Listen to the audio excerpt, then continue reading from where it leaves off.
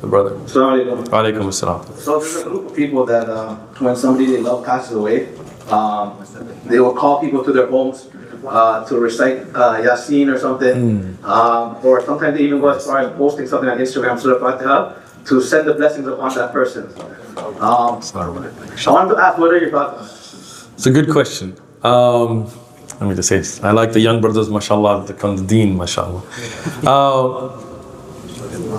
When somebody passes away, and this dunya is meant for that, the Prophet ﷺ taught us how to deal with it. The deen of Islam is not naqis, it's not missing, it's not lacking, it's complete. So, from the point that somebody's ruh is taken, how do you deal with them? How do you wash the body? How do you bury the body? How do you make the janazah, the prayer on them? How do we do ta'ziyah? How do we give condolences? All of that is in Islam. The Prophet ﷺ, he taught us to perform the janazah. And when he performed the janazah, he didn't call everybody and say, all right guys, everybody gather around, khutbah time. And get up on a member and start giving a khutbah, and then another imam wants to compete, so now he's got to give a khutbah. Like, I don't know what we've done to this religion. The janazah is the dua. And then we say, okay brothers, everybody get together, we're making dua. We just did. That's what janazah. After the first takbir, you see al-Fatiha, second takbir, so at the third takbir, what do? Dua. Lil-mayyit. Now, if individually somebody goes over to the grave and makes dua for them, or when you're burying them, says Bismillah ala millat Rasulillah, or so on, Bismillah ala sunnati Rasulullah, these are mentioned in ahadith, nothing wrong with that. Right? If after the janazah, you and a few young brothers kind of sit down on the side and just think, subhanAllah, look at life and this, nothing wrong with that. As the Prophet ﷺ had a hadith where he sat with some of the Ansar and he reminded them about akhirah. But to give a khutbah and then what the Prophet teaches us, that we should take food for the family that died, that has the death.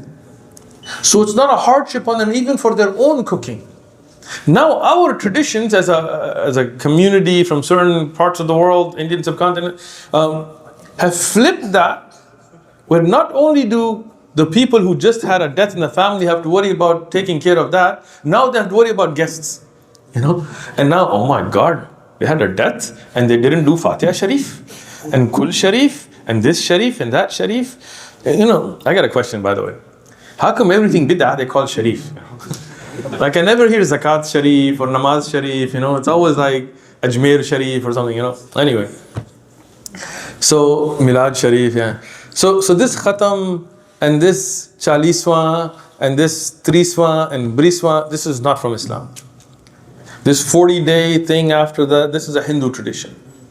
Yeah? So 3 days, 7 days, I don't know, maybe another 14 days, that's 40 days for sure, right? I don't know, whatever.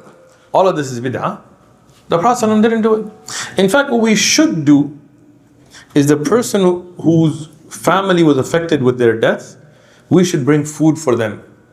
Sahaba used to, at least up to 3 days, take food for them so that the family can deal with all the stuff. When there's a death, there's all kinds of stress and emotions and logistics of burial and the mirath. So they don't have to worry about cooking. What we shouldn't do is make a bid'ah where now they have to say, okay, we have to bury the person, but also who's going to be cooking the biryani? We got madrasa kids coming and they're hungry. I don't know. This is, we have some strange bid'ah. I was in Pakistan and in the north, it's a very religious area. They had this thing where they give soap at janazah. Soap. Why soap? Trying to say they're dirty, like I don't know what it is. Like if somebody gives soap in my janazah, of course I'll be dead, but I would be offended. Like, what are you trying to say? Like, I had deodorant on, like why soap? This is the weirdest thing. Like, what does Halim have to do with Muharram? I like Halim, but why gotta tie it to Muharram, right? Why make bid'ah? Somebody dies, come to the shuyukh and say, okay, what is the Sunnah of Burial? What is the sunnah of how to deal with the family? How I want to give sadaqah. What is the sunnah for that? Great, follow that. And yeah, a lot of them believe there's some transferring of good deeds. Like you can just recite Surah Fatah and the good deeds are transferred. Look, there is a long, lengthy discussion of what you can and cannot do for the dead and what sadaqah you can give on their behalf. But in simple terms, the Prophet ﷺ said when somebody dies, all of their deeds end except three. Yeah? One of them, sadaqah jariyah. If they gave sadaqah or something and is constantly benefiting people, building masajid, digging wells, all of that, right? Ilm al-nafi', the beneficial knowledge they may have taught somebody. You gave da'wah to somebody, you took a video of somebody giving da'wah, you made a clip, you posted it, you're dead, that video is still going, you're getting the reward. Like, that is beneficial. Great. Or a pious child that makes dua. The pious child that makes dua. If you want to do something good for your parents that have passed away, make dua for them. Be a good Muslim. Show that they raised you well. Everything you do good is in their hisab because they raised you great. Right? But to be like, okay, we're going to invite everybody and we're going to give Yaseen to everybody and everybody's going to finish Yaseen. And I've been to some of these places before, not recently, all right? And you cannot understand what they're reading. It's making fun of the Quran. They finish within an hour. The whole Quran, 911 just given out, they're. And then it's like, where is the biryani? I went to the khatam and they didn't even have chicken in the salad. Oh my God. Allah musta'an. It's become a show. Somebody dies, I'm not gonna mention, but San Diego. I went to a masjid. I had a dars in this masjid, and the masjid is from a certain community. I'm really not gonna mention the name. Yeah? And my dars is after Isha, so I got to the masjid, and I was a little bit late. Salah should have started. When I came, I saw all these guys all wearing black, smoking cigarettes outside. I was like, man, they must have delayed the salah because everybody's standing outside.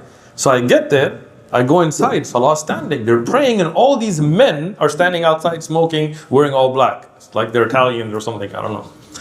And then when I finished salah, I told the brothers, like, how come those guys didn't pray?